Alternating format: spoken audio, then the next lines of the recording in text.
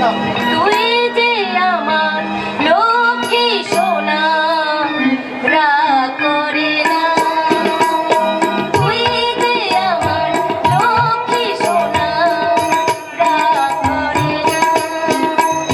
মমতা ধরাই রাখবো দাঁড়াই, মমতা ধরাই রাখবো দাঁড়াই, হয় না তুলনা, হয় না তুলনা, হয় না তুলনা, হয় না তুলনা।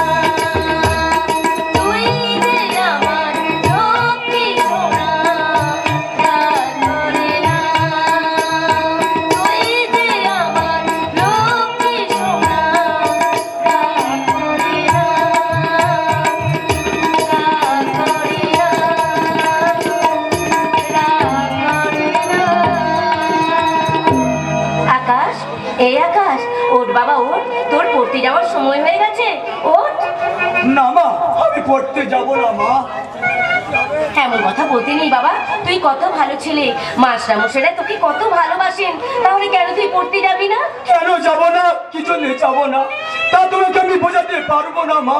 তবে তুমি শুধু জেনে রেখো, লেখাপড়া আমাদের মতো কালো কুৎসিত বিধাতার জন্য নয় মা। ও কথা বলতে নেই বাবা, ও কথা বলতে নেই। মানুষ অমৃতের সন্তান, কালো কুৎসিত বলে সে অবজ্ঞার পাত্র হবে কেন? তুমি সান্ত্বনা দিচ্ছ মা, কিন্তু কই তোমার ওই সান্ত্বনার বাক্যের জন্মের অভিশাপ তো বুঝলো না মা। আকাশ, কি বলছিস তুই বাবা? তাছাড়া আর কি মা, তুমি জানো পথে আমাকে দেখে মানুষ ব্যঙ্গ বিদ্রুপ করে, আমি কাঁদলে তারা ব্যঙ্গের হাসি হা হা করে হাসে। আকাশ, এভাবে মরার মতো নিচে থেকে লাভ কি মা? আমার জন্য তোমরাও কষ্ট পাচ্ছ মা। না আকাশ না, এই তোর ভুল ধারণা বাবা, এই তোর ভুল ধারণা। সন্তানের জন্য তার বাবা মা শত দুঃখ কষ্ট হাসি মুখেও সহ্য করতে পারে, কিন্তু কোন আশায় সহ্য করবে মা? আগামী দিনে আমি তোমাদের কোন আশা পূর্ণ করতে পারবো মা? ওরে তুই চুপ কর বাবা, তুই চুপ কর। তুই শুধু তোর মায়ের কোল আলো করে আর তোর বাবার নয়নের মণি হয়ে তুই বেঁচে থাকবি আকাশ। ওটা তোমার মুখের কথা মা, এ সংসারের কোনো বাবা মা আমার মতো সন্তান ওদের সামনেও চাইবে না, কারণ আমি আর সমাজের বুকে এক মূর্তিমান অভিশাপ, এক চলমান মাংস পিণ্ড। কে ও ডাক্তার কাকু, আমি তোমাকে আমি কতদিন নিষেধ করেছি, তুমি ও কথা কোনোদিন মুখে আনবে না। কিন্তু কাকু, না না, কোনো কিন্তু নয়। সমস্ত দ্বিধাদ্বন্দ্ব মন থেকে মুছে ফেলে হতাশার নদীতে বঞ্চনার জলে ভাসতে ভাসতে তোমার ওই কালো রূপ দিয়ে এই জগৎকে আলো দেখাতে হবে। কারণ জীবন সংগ্রামে না না না, তোমাকে আমি এত সহজে হাত দিয়ে দেবো না। ওঠো, যাবো সদর পৃথিবীর কণ্ঠে ঘোষণা করো, আমি ও মানুষ, এই বিশাল পৃথিবীতে তোমাদের সঙ্গে আমারও সমান অধিকার আছে। না নেই নেই নেই, থাকলে কেন আমার বাবা মায়ের মতো বোঝায় বেঁচে থাকতে হতো কাকু। না না কাহিনা, কোনো বোঝা নয়। তোমাকে হতে হবে কুরুক্ষেত্রের অর্জুন, সহযোগিতা হবে তোমার বাবা, আর আমি হবো রথের সারথি। ঠাকুরপো তুমি? হ্যাঁ বৌদি, হ্যাঁ। একদিন যে মহা ভুল আমি করেছি, সেই ভুলের মাসুল আজও আমি করে চলেছি বৌদি। তাই তাই দিনাগত পাবো কয় করতে, যতদিন আমি বাঁচবো। মহা ভুল পাপা কয়, এসব তুমি কি বলছো ঠাকুরপো? বুঝতে চেও না, বুঝতে চেও না বৌদি, বুঝতে চেও না। এই বুকের মধ্যে যে জ্বালা যন্ত্রণা বাসা পেতেছে, ঠাকুরপো, তা শুধু আমারই তাক বৌদি, আমারই। কিন্তু ঠাকুরপো আকাশকে পড়তে যেতে চাইছে না। বেশ, ওকে যেতে হবে না, আজ থেকে আমি ওকে নিজেই পড়াবো। কেন কাকু কেন আমার জন্য এত চিন্তা করছো?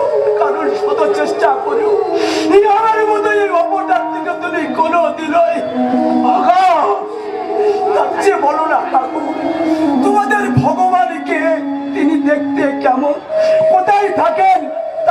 আমি জানতে চাইবো তার এই সুন্দর পৃথিবীটাকে নোংরা করতে এই আমাদের মতো আবর্জনাগুলোকে পাঠাই কেন কেন কেন? তোর মতো তোর মনের কথা বলতে অদৃশ্য ভগবানকে বলতে হবে কেন আকাশ? বাবা, তোর সামনে দাঁড়িয়ে থাকা ওই জীবন্ত ভগবানের কাছে বলবে।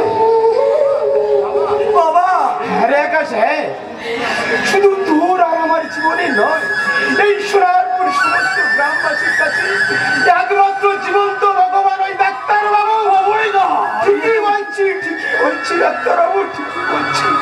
তুমি যখন গ্রামের মেঠু ফোন করে অসহায় বিপন্ন গ্রামবাসীকে বিপদ থেকে উদ্ধার করতে ছুটে যাও, তখন সমস্ত গ্রামবাসী অন্তরাত্মা চিৎকার করে বলে, আসছে আসছে কলি ভগবান, আসছে আসছে কলি ভগবান, কিষান মজদুর হাত ধরে দক্ষিণীদের ঘরে ঘরে জয়গান করে খান খান। আসছে কলি ভগবান, আসছে কলি ভগবান। না না না বলিদা, না না, এ তোমার ভুল ধারণা বলিদা, এ তোমার ভুল ধারণা। এই দুরন্ত নগ্নকলির ভগবানের স্বরূপ এখন তুমি বুঝতে পারবে না বলিদা, বুঝতে পারবে না।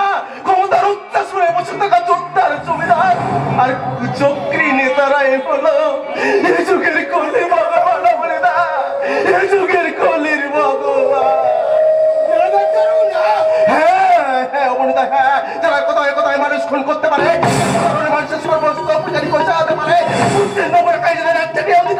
তারাই তো হলো এ যুগের কলির ভগবান বলিদা, তারাই তো হলো এ যুগের কলির ভগবান। ঠাকুরপো, তোমাকে একটা কথা জিজ্ঞেস করবো? হ্যাঁ, কি কি কথা বলবি? তুমি বিনা পয়সা সকলের চিকিৎসা করছো, অথচ তোমার হাসপাতালে চাকরিটা? কিসের জন্য করব, কাদের জন্য করব? যাদের জন্য করতাম তারা তো আজ তোমার স্ত্রী পুত্র এই সমাজে মানুষ রূপী ভগবানের লালসার শিকার। আমাদের আকাশের জন্মাবার পর তুমি চাকরিটা ছেড়ে দিয়েছো, তাহলে আমাদের আকাশ আমারই এক বুক জ্বালা যন্ত্রণার মহাফুলের ফসল, সেই ফসলকে আমি খুশি হতে দেবো না। আমি কখনো তুলবো যোগ যন্ত্রণা জীবন্ত পথে, ওখানে শুরু করবে সমাজের মুখে ছেড়ে থাকা করে নেবো সঞ্চালিত।